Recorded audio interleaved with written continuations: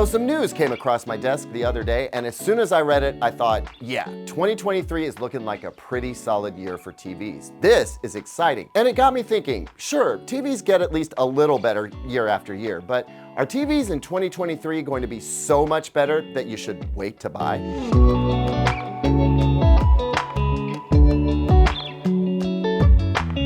Welcome back, everyone. I'm Caleb Dennison, and if you just bought a new TV, please don't be mad at me here. I'm not trying to trigger a bunch of anxiety or FOMO. The fact is, technology marches forward like a juggernaut. The grass always looks greener on the other side of the CES fence, and it's just not worth wasting emotional energy on worry. Look, I'll be here to calm your nerves in a moment. Just stick with me. Anyway, every year at some point, I do a video about what to expect from TVs in the coming new year. Usually, I do it closer to CES, after the holiday buying blitz. But some news came out of the MediaTek Summit on November 10th, and it was then that I realized that I should probably just make this video now. There's a very good chance you might be thinking of buying a TV right now, but if you're doing any research, you might start hearing about how cool next year's TVs are going to be, and you might see some YouTube videos posing this question: should you wait to buy a new TV? I'm going to try and help you make that decision, but to do it, I want to cover some of what we can expect from TVs in 2023, and that requires talking about a pain point TV enthusiasts have been discussing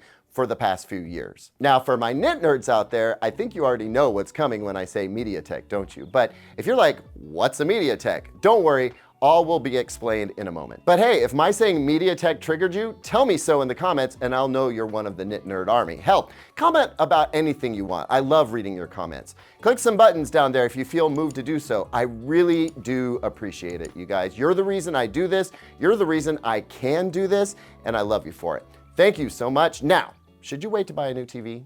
First, here's the news peg. MediaTek, which is a company that makes the SOCs that go into a bunch of TVs, has announced it's deploying the new advanced, super tech nerdy Pentonic 1000. I love that name. Too bad it's probably the last time you'll ever hear it, because MediaTek's SOCs have never been known by their names. Actually, most folks have probably never even heard of them. Anyway, MediaTek's SOCs are at the heart of a lot of TVs out there, but they only recently became familiar to TV enthusiasts because, well, they became notorious for letting folks down.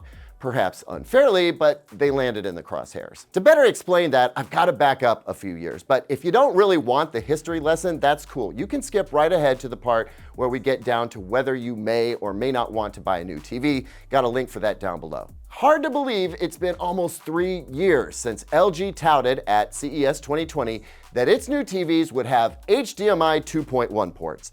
And then suddenly people were like, HDMI 2.1, you say? Well, what does that give me? And the promised features rolled in. 48 gigabits per second would allow HDMI EARC, zero latency audio, 4K at 120 Hz, 8K at 60 Hz, auto low latency mode, variable refresh rate, G-Sync, V-Sync, heat sync, the kitchen sink.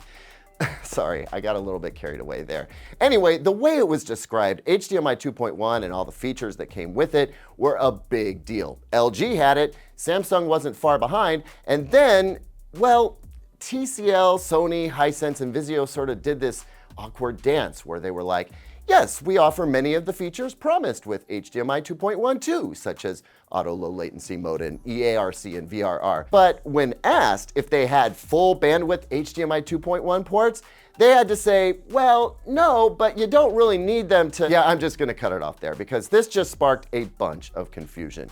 Point is, folks watching and reading TV reviews that praised certain TVs for having HDMI 2.1 ports and pointing out that for other brands didn't, well, they had reason to pause if they wanted a future-proof TV, or so they thought. But then, in 2021, it seemed like those 4 brands upgraded to have 2 HDMI 2.1 ports in their best TVs, which was interesting because Samsung and LG were still over here like, yeah, we still have 4, and also here's a whole slate of gaming-related features we've added. And then in 2022, same thing, still just 2 HDMI 2.1 ports, one of which was the eARC port. And reviewers like me were having to point out that if you wanted to use a soundbar or AV receiver, it would take up the eARC port, thus leaving you with just 1 HDMI 2.1 port, so tough luck if you wanted to connect an Xbox Series X and a PlayStation 5 and or an advanced gaming PC. Whether that was really a problem for a lot of people, well, I'm getting to that. Fact is, this disparity was weird. It was curious to folks that were paying attention. How come LG and Samsung have this full functionality and the others don't? And that curiosity led to folks discovering the real bottleneck, the MediaTek SOC that all these TV brands were using. Aha! That's the problem. Oh, and also the pandemic that basically shut down chip production. And that's when the comments really started coming in about how, well, until brand X ditches that old-ass MediaTek HDMI thing, brand X is dead to me, or something along those lines. Probably not in that voice. But the notion was, why upgrade to a new TV if they're still half-baked with these new features and HDMI ports? Fair question. Which leads us to today. MediaTek's Pentonic 1000 is the SoC that a bunch of us TV nerds have been waiting for. And for anyone who was worried about getting a TV as future-proofed as they could. Because remember that folks don't need to understand the deeper intricacies of the conversation to understand there's stuff a thing can't do, and they might want to wait to buy until the thing can do that stuff. The hope is that the MediaTek Pentonic 1000 should enable a bunch of TVs in 2023 to offer all of the things through all of the HDMI ports. Better processing power, multi-window picture-in-picture with Dolby Vision, ATSC 3.0 tuners, AV1 decoding, just about every nerdy video feature that could get enthusiasts excited and making noise and posting in forums about how they're going to get all that stuff when it comes out. And so, my friends, I can see why some folks might catch wind of this discussion and consider it a reason to wait to buy a TV, especially if they were already holding off on getting a new TV. And then there are a host of other reasons one might want to wait, more or less the same reasons we see every year this time of year. Well, we're just a few months away from the new ones coming out, and they'll probably be brighter than last year. They'll probably have better local dimming, better black levels, less blooming, more features for lower prices. Maybe it makes sense to wait until next year to get a new TV. But then you start to see that holiday sale pricing or that closeout sale pricing. Now is a very popular time to buy a TV. TV prices coming down. Some of the most aspirational TVs of the year are closer to being within reach, and some of them are priced so well, it'd be crazy not to buy. That thrifty part of your rationale kicks in, and you're thinking about World Cup and Super Bowl. How can you not get a new TV right now? But dang it, next year's might be better. What to do? I mean, it can be tough. TVs are expensive. You want to make the right decision. But you know what? This happens every year to a lot of folks. So what's my advice? Should you buy now or wait to buy a 2023 TV? Well, there's no single right answer for everyone. It depends on your priorities, your needs, and I mean, it's your money. All I can do is share my thoughts. They might resonate with you, they might not, but even that might be helpful, I'm hoping. Anyway, here's where I'm at. Point one is, I think that if every time you were about to make a big purchase, you spent too much time worrying about whether next year's tech was going to make the expensive thing you were about to buy obsolete, well then you'd probably worry several years off your life, and that's just no good for anyone. Point two, when it comes to TVs, year-by-year progress is usually more evolution than revolution. Even in 2022, when we got the first QD-OLED TVs, what we found is that even though it was kind of a revolutionary way of using OLED technology by pairing it with quantum dots, it was still an evolution in terms of picture quality. A notable one for sure, but is it life-changing for most folks? I'm gonna say not to most folks. So let's break down what I think we'll see in terms of improvements in 2023 TVs.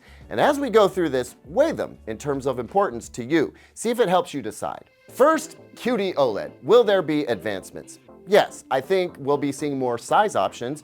So if you've been hungry to get in on QD-OLED action, but wishing you could get a bigger one, you'll be able to do that in 2023. I don't know how big or small the screen sizes will be, but I do know the bigger the QD-OLED, the bigger the price, so be ready to spend if you go big. And there's some hope that the 2023 55 and 65-inch QD-OLED TVs could come down in price over what they came out for in 2022, but probably not much cheaper than the sale prices of 2022 QD-OLED TVs.